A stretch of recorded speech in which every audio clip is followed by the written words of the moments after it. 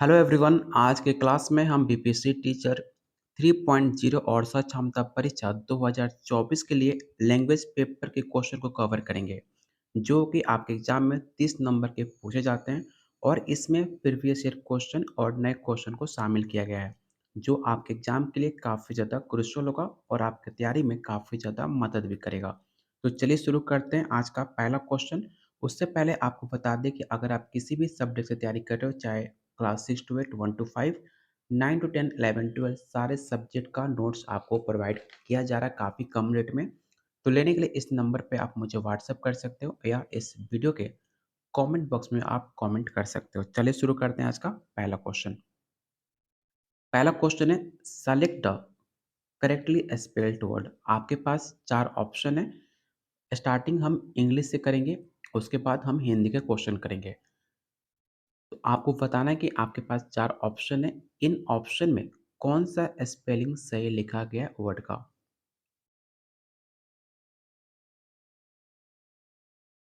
तो इसका right answer option आपका सी होगा। क्यू यू आई ई टी का मतलब होता है क्वाइट, मतलब शांत। बाकी जितने भी आपके ऑप्शन दिए गए हैं सारे स्पेलिंग इसमें एरर है, तो ऑप्शन सी आपका राइट आंसर हो जाएगा। अगला क्वेश्चन सेम पैटर्न पे आपसे क्वेश्चन किया जा रहा है। आपको बताना है कि कौन सा वर्ड में स्पेलिंग सही लिखा गया है। तो चारों ऑप्शन को देखिए और पहचान कीजिए कि कौन से ऑप्शन में नॉलेज का स्पेलिंग सही लिखा गया है। काफ़ी आसान क्वेश्चन आपको कराए जा रहे हैं, जो आपके एग्जाम के दृष्टिकोण से काफ़ी ज़्यादा महत्वपूर्ण होगा। और याद रखिएगा ऑप्शन बी, नॉलेज का जो स्पेलिंग होता है KNOWLEDGE होता है नॉलेज, जिसका हिंदी होता है जानकारी। तो ऑप्शन बी आपका राइट आंसर हो जाएगा। अगला क्वेश्चन है, select the miss spelled word. आपको बताना है कि चार ऑप्शन में कौन सा ऐसा वर्ड है जिसमें मिस स्पेलिंग लिखा गया, मतलब गलती स्पेलिंग लिखा गया है। अप्रोच, अप्रोच का स्पेलिंग बिल्कुल सही है। अप्रोच मतलब क्या होता है? अप्रोच मतलब होता है दृष्टिकोण, पहुंच। ठीक है। पार्टनर का भी स्पेलिंग सही है। पार्टनर का स्पेलिंग मतलब क्या होता है? सहभागी, जो आपके दोस्त होते हैं, जो आपके पार्टनर होते हैं। ठीक है। चौथा ऑप्शन है सिलेंडर। सिलेंडर मतलब क्या होता है? किसी की बदनामी करना सिलेंडर कहलाता है। और जो आपका फ्लोरिस है, इसका स्पेलिंग गलत लिखा गया है। इसका सही स्पेलिंग क्या होता है? तो याद रखिएगा FLOURIS होता है फ्लोरिस। इसका मतलब क्या होता है? फलना और फूलना। तो ऑप्शन ए आपका गलत हो जाएगा, क्योंकि इसका स्पेलिंग गलत लिखा गया है। तो ऑप्शन ए आपका राइट आंसर होगा। अगला क्वेश्चन सेम पैटर्न पे क्वेश्चन पूछे गए। Select the incorrectly spelled word. आपके पास चार ऑप्शन है। आपको पहचान करना है कि कौन सा ऑप्शन में स्पेलिंग गलत लिखा गया है।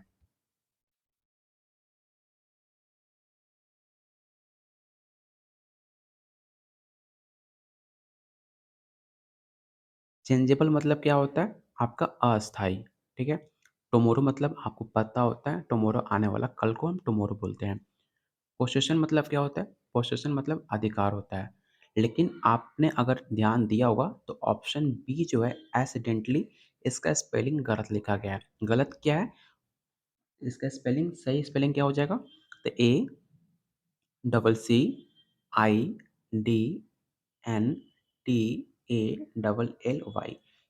ये आपका सही स्पेलिंग हो गया और ये सवाल आपके प्रीवियस ईयर क्वेश्चन में पूछा जा चुका है। तो इसका राइट आंसर क्या होगा? ऑप्शन बी होगा। अगला क्वेश्चन है, select the antonym of given word. आपको पैरडॉन का उल्टा शब्द बताना है, मतलब विलोम शब्द आपको पहचान करना है कि पैरडॉन का उल्टा शब्द दीजिए या विलोम शब्द क्या होगा। पैराडॉन मतलब क्या होता है? तो पैराडॉन मतलब होता है क्षमा करना। तो आपको बताना है कि क्षमा करने का विलोम शब्द क्या होगा।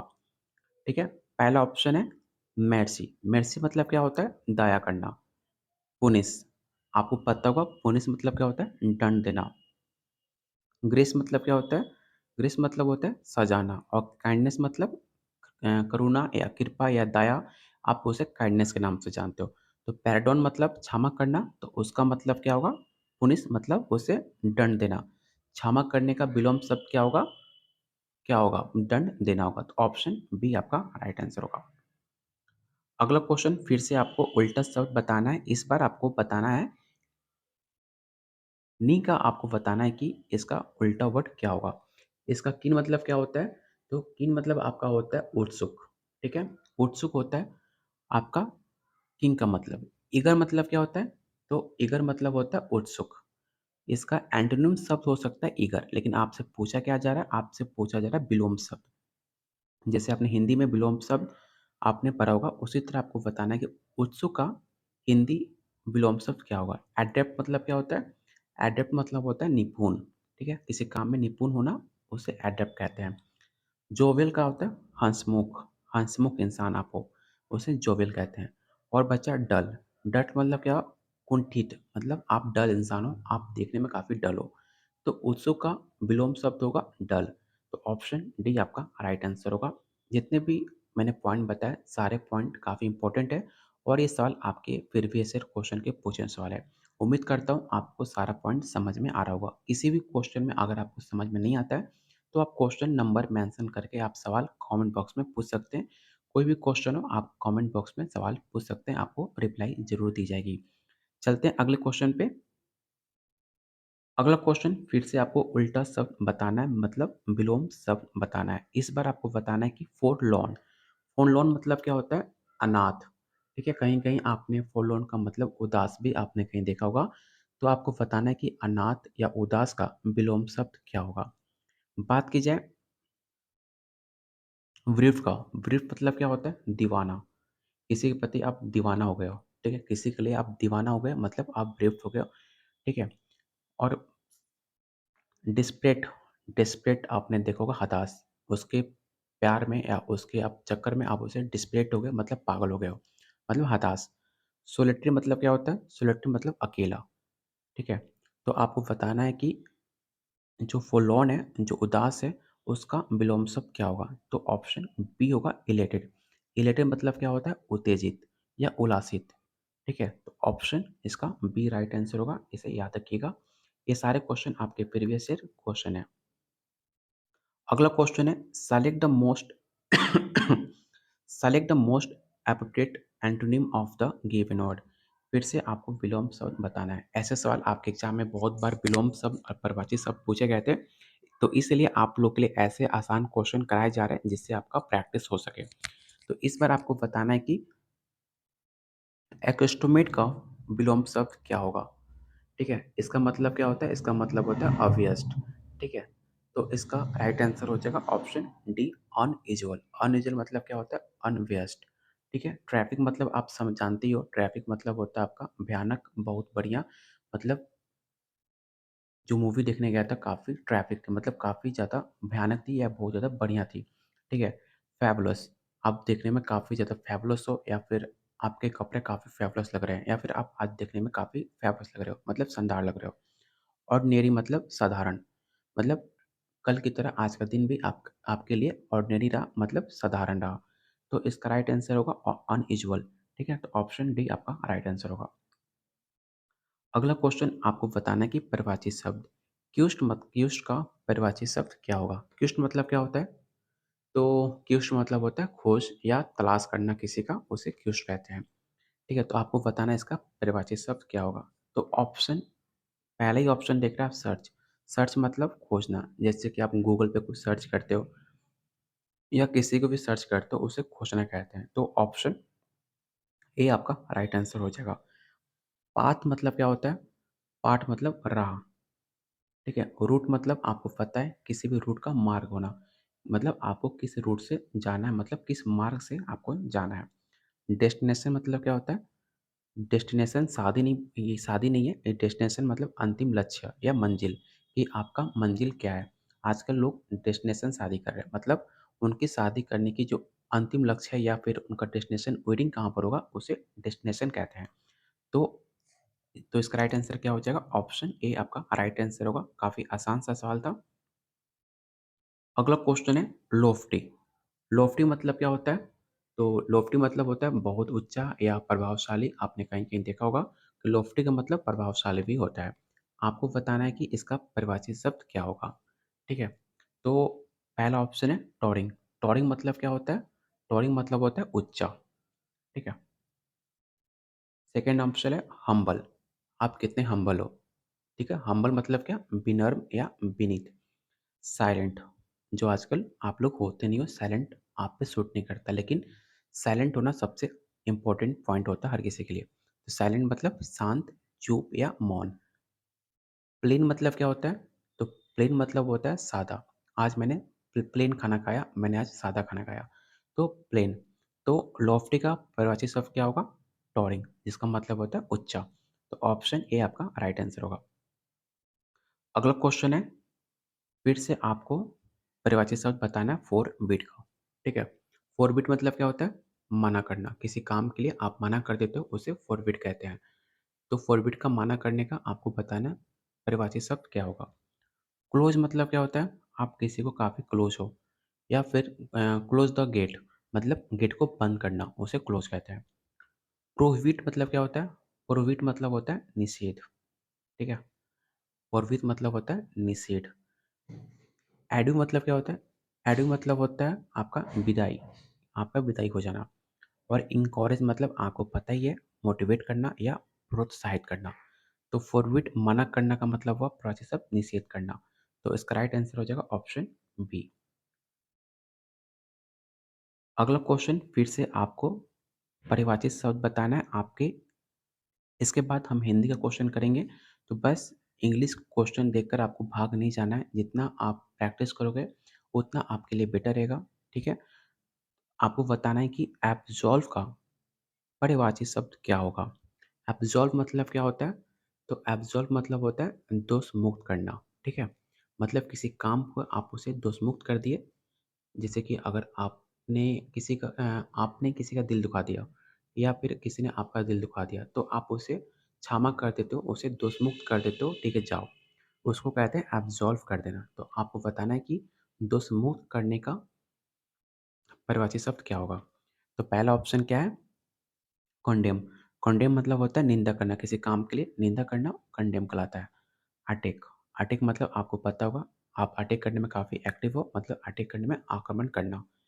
एक्यूज़ मतलब क्या होता है? एक्यूज़ मतलब आरोप लगाना, किसी के प्रति आरोप लगा देना एक्यूज़ कहलाता है। और पार्डन मतलब क्या होता है? माफ़ करना, क्षमा करना। तो एब्सॉल्व का परिभाषित शब्द क्या हो जाएगा? ऑप्शन सी राइट आंसर होगा। और आज का लास्ट क्वेश्चन है आपके इंग्लिश का। चलिए इसके बाद हम हिंदी के क्वेश्चन करेंगे। क्वेश्चन क्या है? Fill in the blank with most appropriate option. आपको फिल इन द ब्लैंक दिया गया एक सेंटेंस में, इसमें कौन सा ऑप्शन आपको फिल करना होगा, सबसे बेटर होगा, आपको ये बताना है। सेंटेंस क्या है? The craze for taking selfie has only increased our dash with our own image.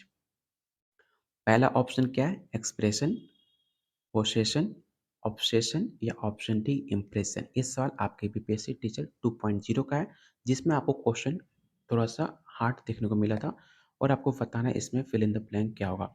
Maximum बच्चे ने इसका आंसर क्या टिक आउट किया था? एक्सप्रेशन, क्योंकि जहाँ पर सेल्फी देखा वहाँ पर फेस एक्सप्रेशन करने लगे, इसलिए मैक्सिमम बच्चों ने इसका right answer option A tick out किया था, expression.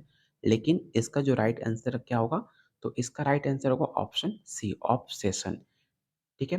The craze for taking selfie has only increased our obsession with our image. इसका मतलब क्या हुआ?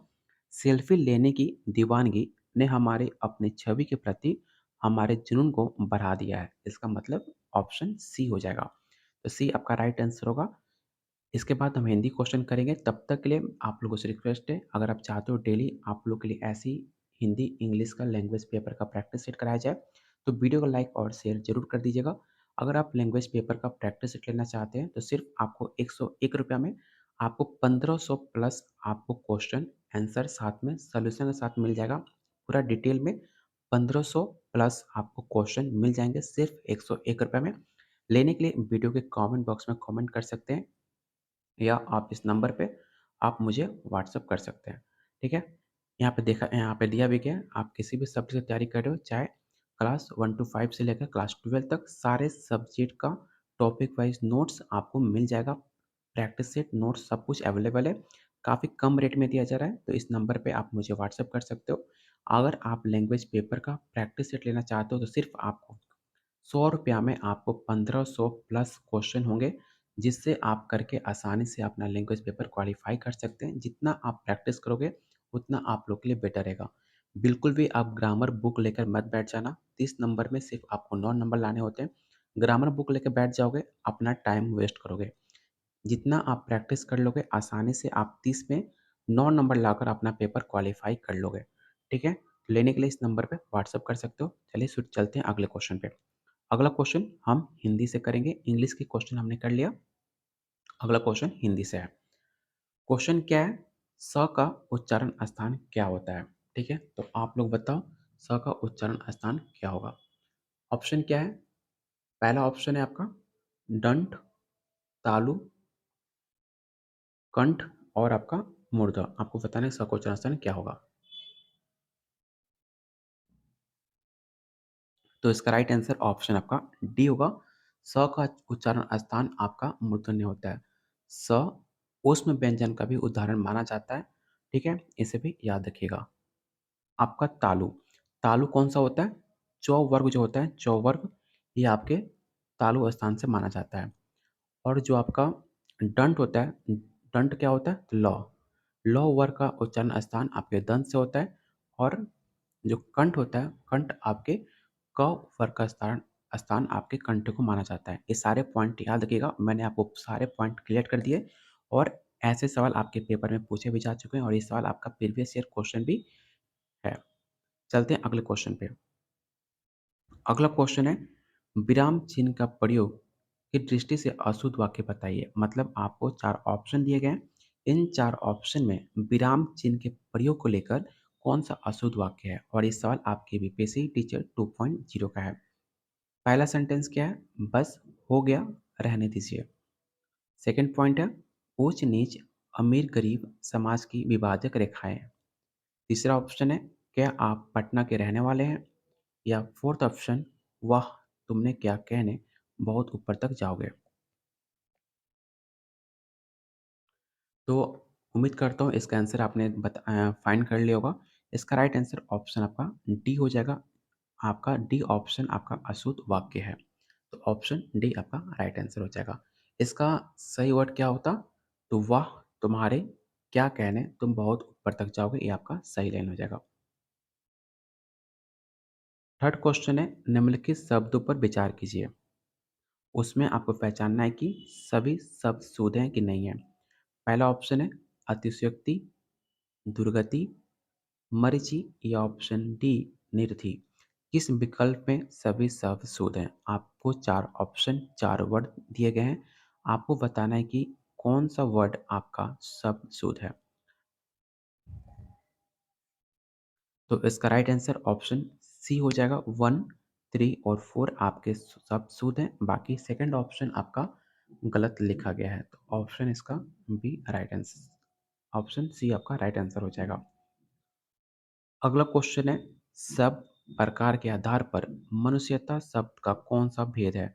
मतलब जो यहाँ पर जो मैंने लाइन अंडरलाइन किया हुआ है मनुष्यता, आपको बताना है कि संज्ञा का कौन सा भेद है। पहला ऑप्शन है गुणवाचक विशेषण है, जातिवाचक संज्ञा है, भाववाचक संज्ञा है या ऑप्शन डी प्रेरणार्थक क्रिया है।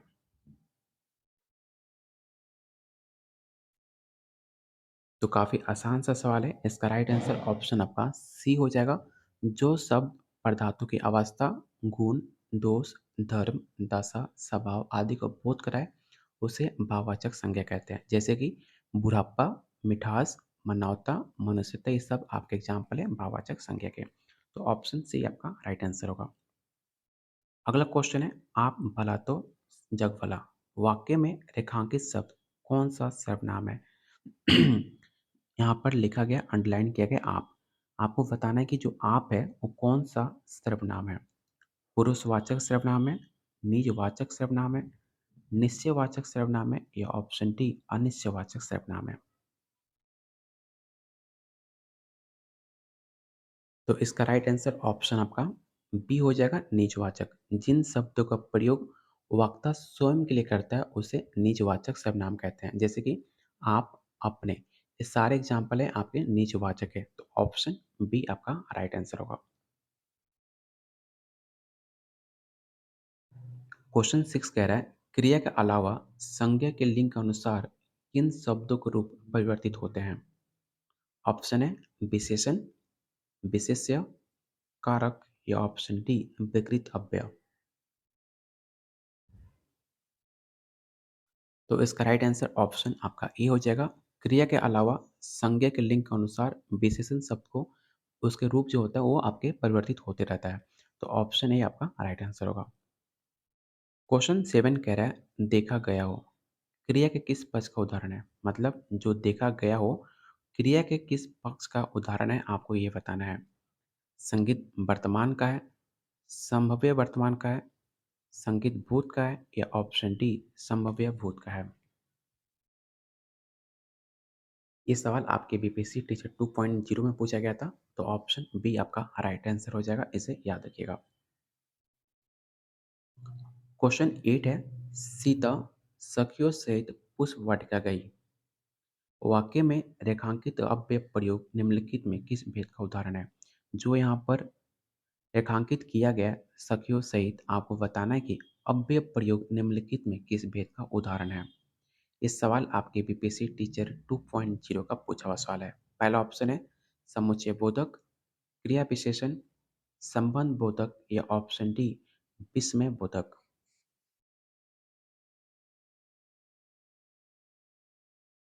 तो इसका राइट आंसर ऑप्शन आपका सी हो जाएगा। सीता सहित सीता सखियों सहित पुष्पा वाटिका गई, संबंध बोधक अव्यय का प्रयोग किया गया है। संबंध बोधक अव्यय किसे कहते हैं? तो आपको याद रखिएगा, जो अव्यय किसी संज्ञा के बाद आकर उस संज्ञा का संबंध वाक्य के दूसरे शब्दों में दिखाते हैं, उन्हें संबंध बोधक अव्यय कहते हैं। तो ऑप्शन इसका सी राइट आंसर होगा, इसे याद रखिएगा।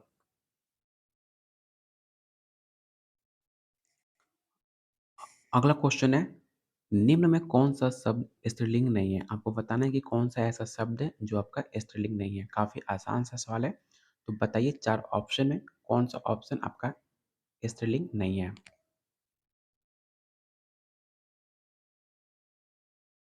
तो जो आपका पानी वर्ड है, पानी वर्ड आपका स्त्रीलिंग शब्द नहीं है। बाकी ख्याति, जीवा और शत्रुता, ये सारे आपके स्त्रीलिंग शब्द हैं। और आप देख सकते हो, जो आपका शत्रुता होता है, दुश्मन होते हैं, ये आपका स्त्रीलिंग शब्द है। इसलिए लड़कियों से कभी शत्रुता नहीं करनी चाहिए, नहीं तो आपके लिए हानिकारक साबित हो सकता है। तो ऑप्शन सी राइट आंसर होगा। सॉरी, ऑप्शन डी आपका राइट आंसर होगा, पानी। अगला क्वेश्चन सेम पैटर्न पे सवाल पूछा गया। आपको बताना है कि इस बार कौन सा शब्द आपका स्त्रीलिंग है। पिछले क्वेश्चन में आपको बताना था कौन सा शब्द स्त्रीलिंग नहीं है, और इस क्वेश्चन में आपको बताना है कौन सा शब्द आपका स्त्रीलिंग है। पहला ऑप्शन है संकल्प, उत्साह, चक्रव्यूह या ऑप्शन डी मृत्यु।